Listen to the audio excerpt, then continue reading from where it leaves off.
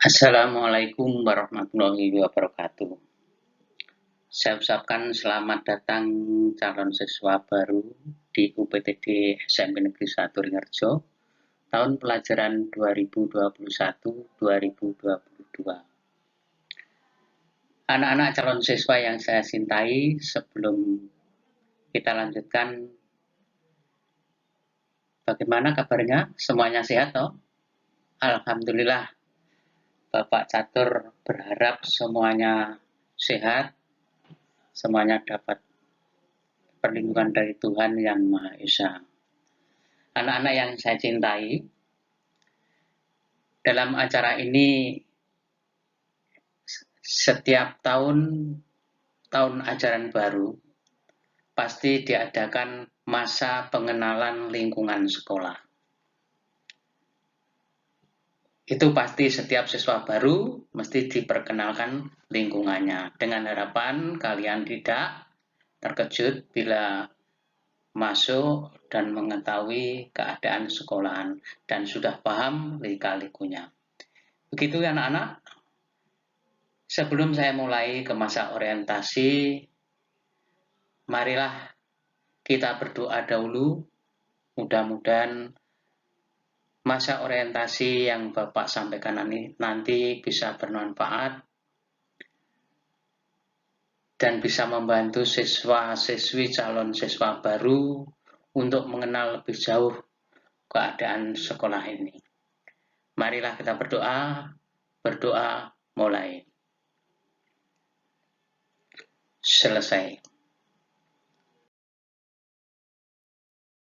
Anak-anakku yang saya cintai, sebelum kita memasuki materi, alangkah baiknya saya memperkenalkan diri. Nama saya Bapak Catur Irianto, panggilan saya Bapak Catur, guru bahasa Jawa. Mungkin di samping anak-anak itu ada Bapak Ibu kalian. Saya ucapkan selamat pagi Bapak Ibu wali murid siswa baru yang sudi menerima putra-putrinya. Sekali lagi saya ucapkan selamat pagi Bapak Ibu. Baiklah anak-anak, pada kesempatan ini saya akan menyampaikan materi bab pengenalan kurikulum 2013 dan pembelajaran daring di SMP Negeri 1 Ringerjo ini. Anak-anakku yang saya cintai, baiklah kita memasuki materi yang akan kita bahas. Kita mulai dari judulnya, yaitu pengenalan kurikulum. Kalian dikenalkan kurikulum dengan harapan tahu seluk-beluk kurikulum seperti apa. Kita mulai dari kurikulum. Apa itu kurikulum? Dari bahasa Latin namanya kurikuler, jarak yang harus ditempuh.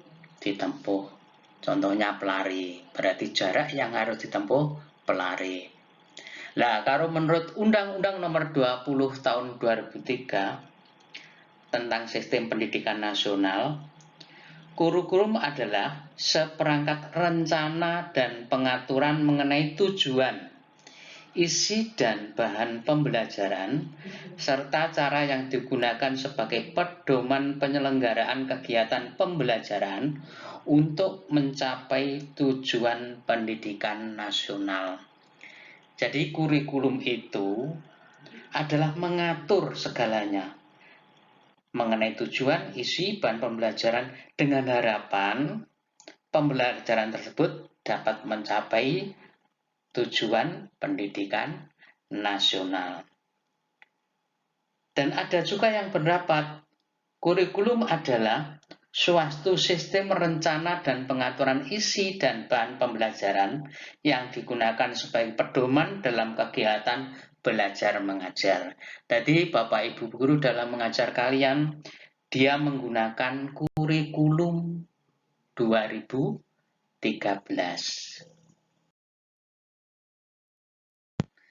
Baiklah anak-anakku, kita lanjutkan bab komponen kurikulum. Tadi yang di depan tadi menjelaskan masalah apa toh itu kurikulum. Sekarang komponen-komponen yang ada di dalamnya kurikulum itu. Pertama, tujuan. Kedua, isi atau materi. Yang ketiga, strategi pelaksanaan. Yang keempat, evaluasi. Baiklah, kita bahas satu persatu. Komponen tujuan itu berhubungan dengan hasil yang diharapkan dari proses pembelajaran. Misalnya, kecerdasan, pengetahuan, kepribadian, akhlak mulia, dan keterampilan. Itu adalah komponen tujuan. Jadi nanti kalian setelah diajar dengan harapan kecerdasan kalian meningkat, pengetahuan kalian meningkat, kepribadian kalian meningkat, akhlak meningkat, dan keterampilan meningkat. Itu tujuannya. Komponen yang kedua yaitu komponen isi dan materi. Isi atau materi. Itu berhubungan dengan segala aspek termasuk materi pembelajaran atau kegiatan peserta didik yang terarah sesuai dengan tujuan pendidikan. Jadi, komponen isi dan materi itu berhubungan dengan materi pembelajaran atau kegiatan peserta didik. Itu adalah isi atau materi. Sedangkan komponen strategi itu berhubungan dengan metode, pendekatan, serta peralatan yang digunakan dalam proses pelaksanaan kurikulum agar tujuan pembelajaran dapat tercapai dengan baik. Jadi Bapak Ibu Guru nanti mengajar kalian menggunakan berbagai strategi. Bagaimana caranya materi yang disampaikan ke kalian dapat diterima dengan enak, dengan gampang, dengan baik. Itu strateginya, metodenya apa. Terus yang keempat, yaitu komponen evaluasi. Komponen evaluasi berhubungan dengan proses penilaian terhadap tingkat ketercapaian tujuan dan efektivitas suatu kurikulum dalam proses pembelajaran. Dengan adanya evaluasi, maka dapat ditentukan apakah suatu kurikulum dapat dipertahankan atau tidak, atau diperbaiki agar lebih baik lagi. Itu adalah komponen evaluasi. Aku yang saya cintai, baiklah kita lanjutkan mengenai kurikulum 2013. Kurikulum ini lebih dikenal dengan adanya K13. Mengapa disebut kurikulum 2013? Ada yang bertanya seperti itu. Karena pertama kali kurikulum ini dimulai pada tahun 2013. Sedangkan SMP 1 Ringharjo mulai menerapkan kurikulum 2013 yaitu pada tahun ajaran 2017-2018. Hingga pada tahun 2020 yaitu tahun pelajaran 2019-2020 ini baru meluluskan siswa dengan label kurikulum 2013. Bila dihitung, SMP 1 Ringharjo sudah meluluskan 2 angkatan yang berlabel kurikulum 2013, yaitu tahun pelajaran 2019-2020 dan tahun pelajaran 2020-2021.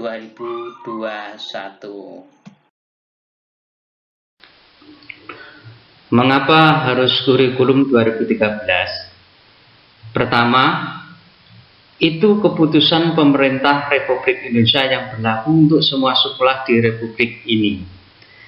Karena kurikulum 2013 dinilai lebih sempurna dengan alasan kurikulum 2013 memberi perhatian lebih menyeluruh kepada peserta didik. Kurikulum 2013 mengasah kemampuan berpikir, nalar, akal, budi. Kurikulum 13 mengasah kemampuan perasaan hingga membentuk sikap hidup yang baik.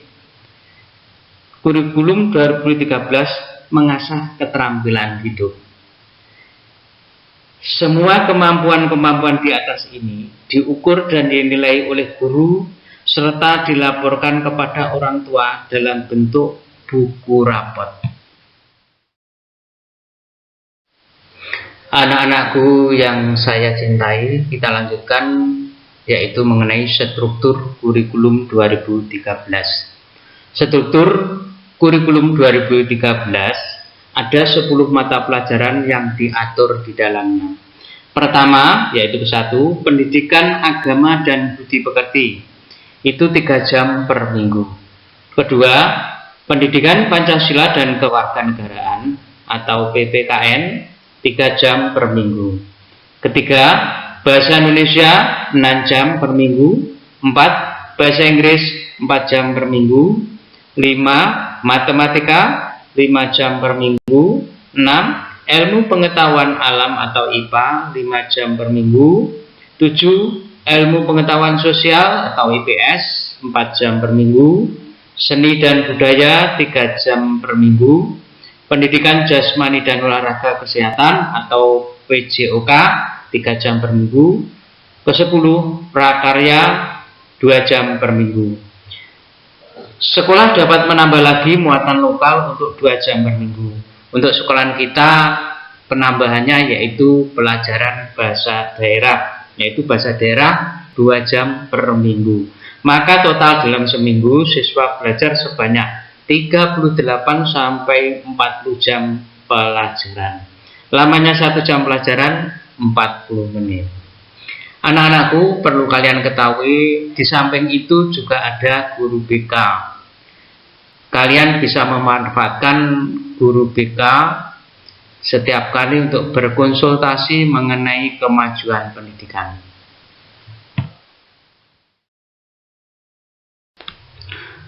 Untuk penilaian kurikulum 2013 mengenal 4 macam penilaian untuk setiap siswa. 4 macam penilaian itu akan dilaporkan ke orang tua melalui buku laporan pendidikan yang namanya rapot setiap semester. Sedangkan 4 macam nilai itu adalah 1, nilai sikap spiritual. 2, nilai sikap sosial. 3, nilai pengetahuan. 4, nilai keterampilan. Apa maksud penilaian sikap spiritual dan sikap sosial? Nilai sikap spiritual adalah sikap-sikap sebagai seorang beriman. Sikap spiritual ini dinilai oleh Bapak Ibu Guru yang mengajar pendidikan agama dan budi pekerti, wali kelas, dan BK. Untuk nilai sikap sosial adalah sikap-sikap dalam pergaulan dengan orang lain, bergaul bersama teman, Bapak Ibu Guru, dan sebagainya. Nilai sikap sosial ini dinilai oleh Bapak Ibu Guru yang mengajar PPKN, wali kelas, dan BK. Kedua, sikap spiritual dan sikap sosial juga dinilai oleh Bapak Ibu Guru. Mereka akan mencatat sikap-sikap dari siswa yang ditemuinya secara langsung di sekolah maupun di masyarakat.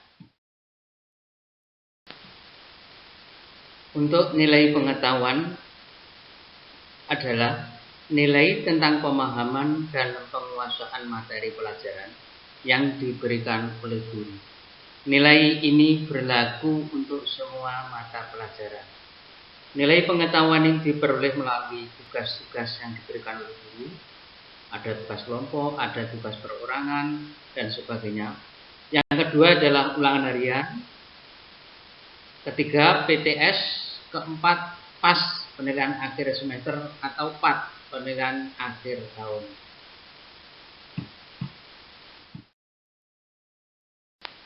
Sedangkan apa itu nilai keterampilan? Nilai keterampilan adalah nilai tentang keterampilan yang ditunjukkan seorang siswa dalam mengerjakan sebuah tugas yang diberikan.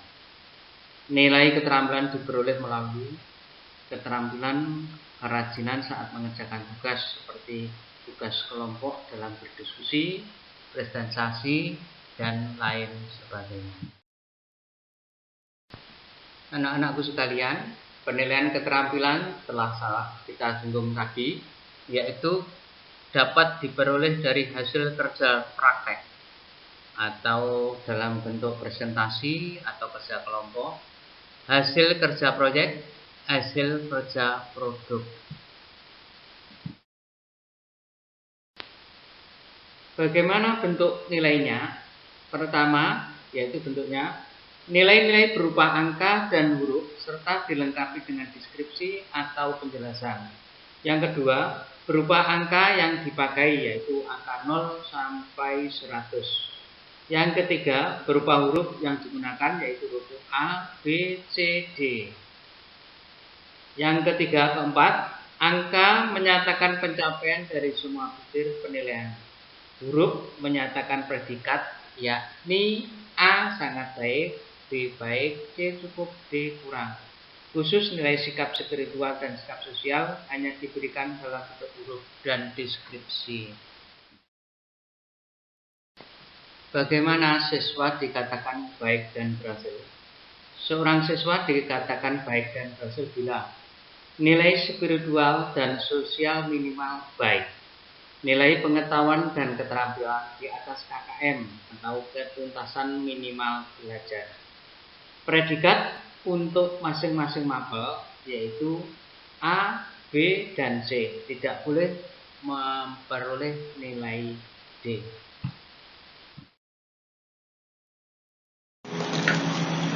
Demikian anak-anak materi pengenalan kurikulum 2013 yang bisa saya sampaikan. Untuk pembelajaran daring bisa saya sampaikan lain waktu. Bila ada kata-kata yang kurang berkenan, mohon maaf. Salam sehat buat kalian, salam untuk keluarga. Perlu diingat anak-anak, sak pinter-pintere guru ora bisa mintere murite, kejaba murite dhewe sing duweni pepinginan pinter. Wassalamualaikum warahmatullahi wabarakatuh.